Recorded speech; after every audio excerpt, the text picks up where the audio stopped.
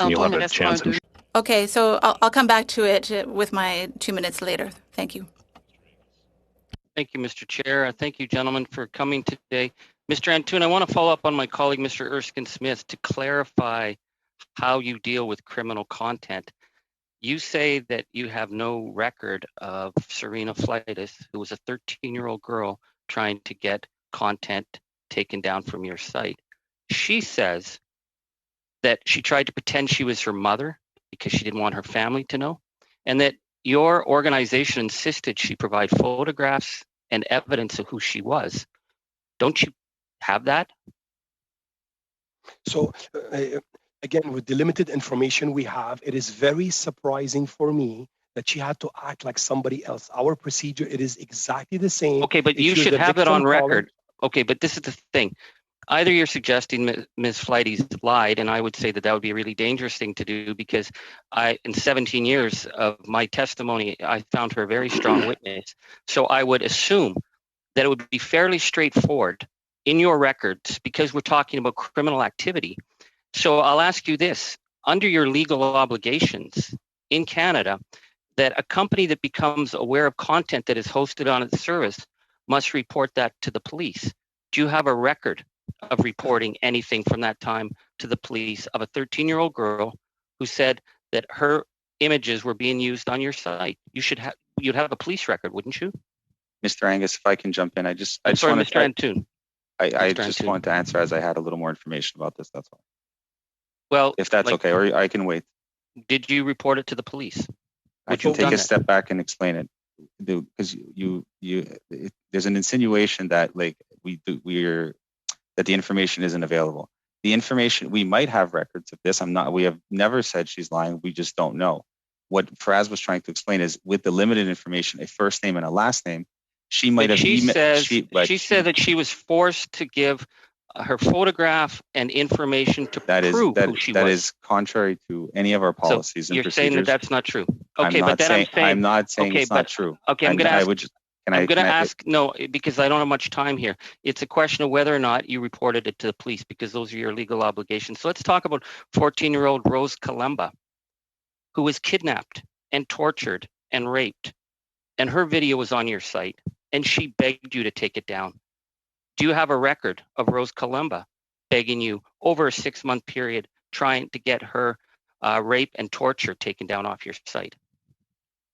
If she sent any email, it will be that we do have. Well, we have an email retention time, but if there is a record, we have basically knowledge of a video, when it was live, when it was disabled, so we could go backwards and reconstitute the time frame of when the video was up, when the video was taken down, and we do keep all the takedown notices. So we could reconstruct that. That's what I was trying to make reference for in the previous one. I'm just, because my issue here is, we're not interested in adult pornography, what adults do in the room. That's not the purview of the committee. The committee's job is whether or not big tech is respecting its legal obligations. So Ms. Fleitis has a statement that she begged you to take it down.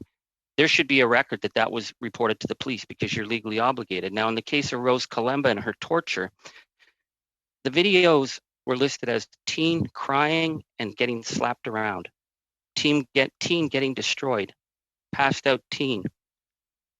Now, your moderators viewed this, because you told us that every video was viewed. So you viewed this. So wouldn't you think that someone in your organization would have said a video of the torture of a 14-year-old girl would be in contravention of section 163-3 of the child pornography law, which brings with it a 14-year crime? Why did it take 6 months to get it down? And do you have a record of having dealt with this woman? Why was it kept up there when you know this is a criminal activity? If there was a time when the content was up there, it would be taken down as soon as we were made aware that it was against our terms of service. For this specific incident, I'd have to go back and verify the exact timeline. I don't have it.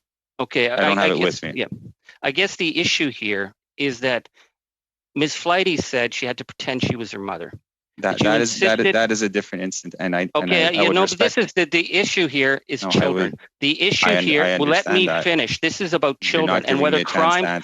You're not letting me ask the question. You asked, and I just wasn't given a chance to reply. My question is, You asked Very me if I res- had. sorry. You asked me if I had the information. Mr. Chair, could I just actually finish my question? Yeah, Mr. Angus, yeah, if you'll ask your question, then an answer could be forthcoming. My question is that Ms. Fleites was 13 years old.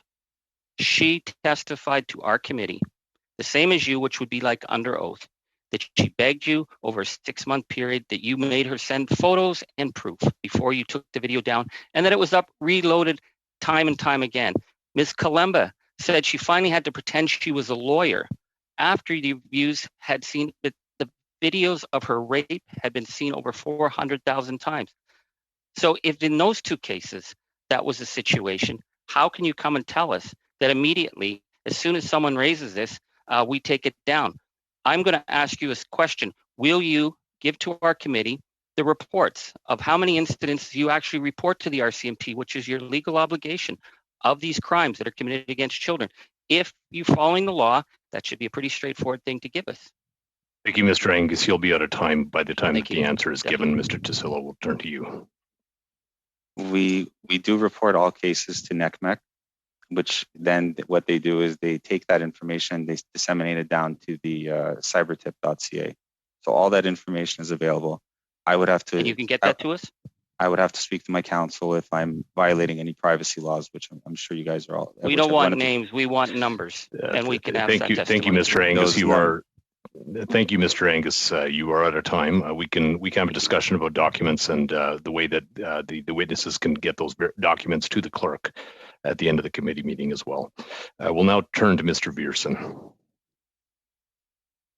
Thank you, Mr. Chair, and to our witnesses here. I've read your brief, and I'm astounded that you'd come here and claim that you're world leaders in child protection.